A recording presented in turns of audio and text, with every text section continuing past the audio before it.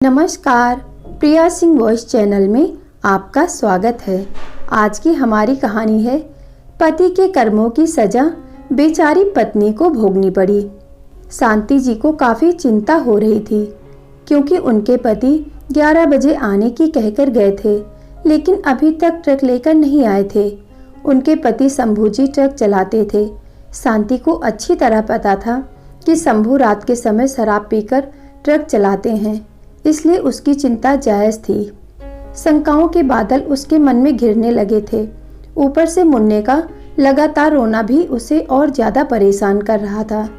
शांति के पिता ने जब शंभू के हाथों में उसका हाथ दिया था, तब शंभू इसी घर में अकेले रहते थे और किराए की जीप चलाते थे। फिर उन्होंने ट्रक चलाना शुरू कर दिया। शांति को आज भी वह दिन अच्छी तरह याद है जब शांति के पिता आखिरी बार बेटी दामाद से मिलने आए तो दरवाज़ा शंभू ने ही खोला। अरे आप आइए आइए, इधर से गुजर रहा था तो सोचा आप लोगों से मिलता चलूं। शांति के पिता अंदर आते हुए बोले। शांति अपना उभरा हुआ पेट साड़ी के पल्लू से ढकने का असफल प्रयास करते हुए बोली, पिताजी आपकी तबीयत कैसी है अब? मैं ठीक हूँ, मेरी एक आखिरी विनती मानोगे? पिताजी शंभू से बोले।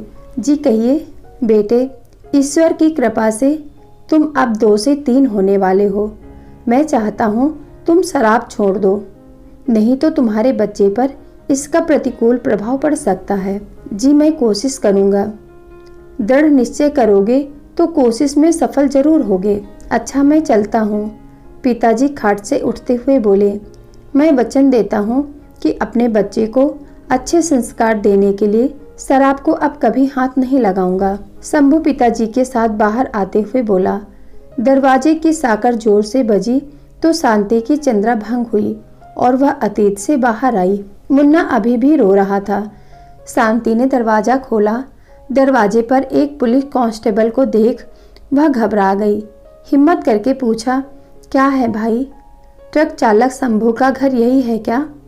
कांस्टेबल ने पूछा। जी यही है, मैं उनकी पत्नी हूँ।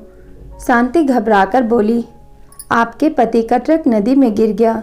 जब पुल पार कर रहे थे तो अधिक नशे के कारण ट्रक से कंट्रोल खो बैठे। उनकी लाश थाने में रखी है, सुबह आकर ले जाना। कांस्टेबल इतना कहकर चला गया। हे भगवान! शांति जमीन पर पछाड़ खाने लगी। हाथों की चूड़ियाँ टूट गईं। इसके बाद तो शांति की जिंदगी की दिनचर्या ही बदल गई। दिन भर बड़े लोगों के घर में चौका बर्तन करना और रात को 4-4 घंटे सिलाई करना। जब शांति दूसरों के घर चौका बर्तन करने जाती थी तब भी मुन्ना उसके साथ ही होता था। गुजरते समय के साथ मुन्ना की परवरिश भी अच्छे ढंग से होने लगी। 22 वर्ष गुजर गए। मुन्ना मुन्ना न रहकर इंजीनियर गोपाल हो गया और शांति सिलाई मशीन चलाते चलाते 60 वर्ष की बुढ़िया नजर आने लगी। आज बरसों बाद शांति के मन में उमंगें थीं क्योंकि उसका बेटा गोपाल शहर से इंजीनियरिंग की डिग्री लेकर आ रहा था। शांति ने पूजा की थाली तैयार करके रख ली। बार बार उसकी निगाहें दरवाजे पर जा रही थीं। जब किसी का इंतजार हो तो समय भी पहाड़ सा हो जाता है। शांति की बेचैनी बढ़ती ही जा रही थी। तभी दरवाजे पर साइकिल आके रुकी और उससे डाकिया उतरकर एक लिफाफा हाथ में लेता हुआ शांति की ओर बढ़ाकर बोला, आपकी चिट्ठी। डाकिया चला गया। शांति हैरानी से लिफाफा देखती रही। उसे खोलकर पत्र पढ़ने लगी जिसमें लिखा था, पूज्य माँ चरण स्पर्श, मेरा आना अभी नहीं हो सका, इसके लिए शर्मिंदा हूँ। मुझे शहर के एक बहुत बड़े बिल्डर के यहाँ अच्छी नौकरी मिल गई है, साथ ही रहने के लिए फ्लैट और कार भी। माँ इससे ज़्यादा तुम्हें यह जानकर खुशी होगी कि उनकी लड़की से मेरी मंगनी हो गई है और 10 दिन बाद शहर के एक शानदार होटल में हमारी शादी है। मैं बाद में तुम्हारी बहू के साथ तुमसे मिलने जरूर आऊँगा। कब आऊँगा यह पत्र द्वारा सूचित कर दूंगा। अपना ख्याल रखना, तुम्हारा बेटा गोपाल। पूरा पत्र पढ़कर शांति के चेहरे पर एक रंग आया और चला गया। फिर वह जोरों से हंसने लगी। तब तक हंसती रही जब तक फूटकर रो नहीं पड़ी।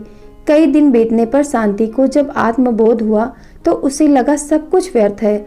अब उसके फर्ज पूरे हुए, उसे चलना चाहिए। 5 वर्ष बीत गए मगर कोई यह नहीं जान पाया कि शांति अपना घर यूं लावारिस छोड़कर कहाँ चली गई। गोपाल की शादी को 5 वर्ष बीतने पर भी वह संतान का मुख नहीं देख पाया। डॉक्टर ने भी उसकी पत्नी राधा को बांझ साबित कर दिया था, मगर एक दिन राधा को पता चला कि काशी में गंगा के किनारे एक आश्रम में एक साध्वी रहती है जिनका आशीर्वाद ही चमत्कार है। उसने गोपाल से उनके दर्शन की जिद की तो गोपाल को मजबूर होकर राधा को काशी लेकर जाना पड़ा।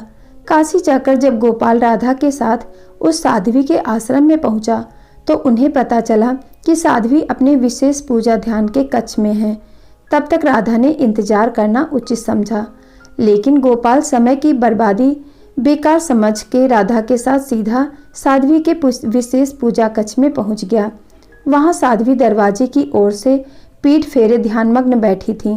गोपाल वहीं कक्ष में एक तरफ पीछे कालीन पर बैठ गया। राधा घुटनों के बल वहीं जमीन पर बैठकर अपना आंचल फैलाकर रूंधे स्वर में बोली, माई, मेरी शादी को 5 वर्ष हो गए मगर संतान नसीब नहीं हुई। दुनिया बांझ कहती है। मैं आपके पास बड़ी उम्मीद लेकर आई हूँ। अपने आशीष से मुझे ममता का वरदान दे दो माई। क्या करोगी बेटी ममता का वरदान लेकर? यह संतान बड़ी निर्मोही होती है।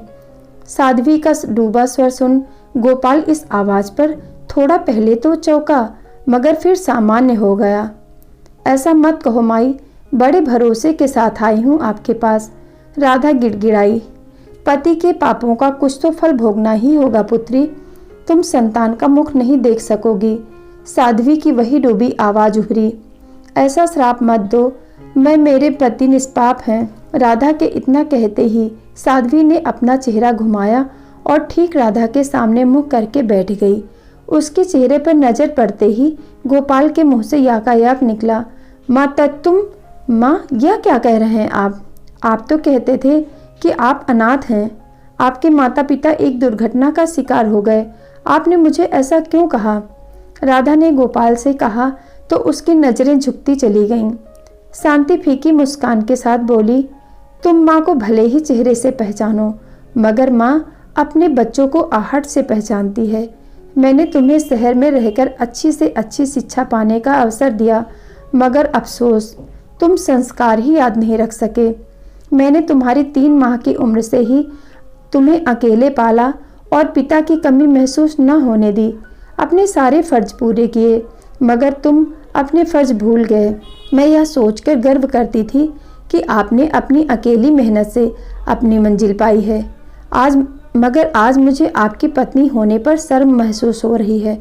राधा चीख कर बोली, अब हमारे सत्संग का समय हो रहा है, तुम दोनों जा सकते हो। शांति खड़ी होते हुए बोली, माँ, मुझे बांझ होने के श्राप से तो मुक्ति देती जाओ। राधा शांति के पैर पकड़ते हुए बोली, पुत्री, मैं खुद नहीं जानती मेरे मुंह से यह वचन कैसे और क्यों निकले, मगर शायद यही कुदरत का न्याय हो। फिर भी तुम मन में धैर्य धारण कर इस कुदरत की कृपा की प्रतीक्षा करो जिसने तुम्हें यह श्राप दिया। शांति ऐसा कहकर कक्ष से बाहर निकल गई। अपने पीछे छोड़ गई बिलखती राधा और पश्चाताप के आंसू आंखों में लिए गोपाल। प्लीज वीडियो को लाइक करें, शेयर करें और ऐसी ही शिक्षाप्रद कहानियों के लिए प्रिया सिंह वॉइस चैनल को सब्सक्राइब करना ना भूलें। मिलते हैं एक नई कहानी के साथ। धन्यवाद।